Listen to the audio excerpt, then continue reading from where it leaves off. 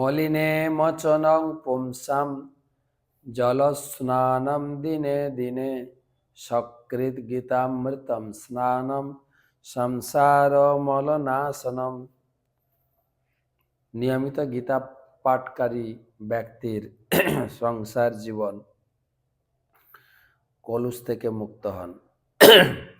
দশৈরে তৈ কুলঘ্নানম বর্ণ সংকর কারকৈ উৎসাদন্তে জাতি ধর্ম কুল ধর্মাশ্চ শাশ্বতা। আজকের চত্বরিংশতিতম শ্লোক।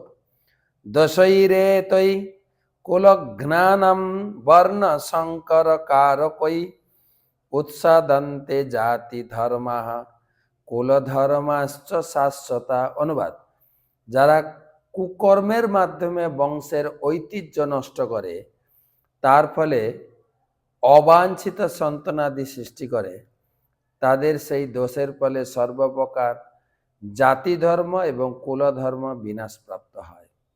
অর্জুন খুবই পরিবার আত্মীয় স্বজনের চিন্তা করছে।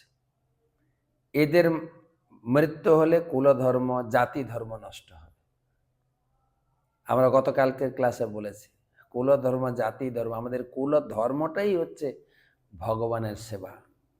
তাই মানুষ ধর্মের নাম করে প্রচুর এই পারিবারিক কাজ,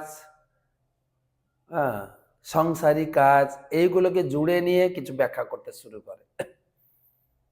ধর্মটাকে একদম গুলিয়ে ফেলে সংসারের উন্নতি, আত্মীয় স্বজনের ভালোবাসা, এটাকেই ব্যাখ্যা করে বসে, যেটা অর্জুন সবার পক্ষ থেকে এই কথাই তুলে ধরেছে।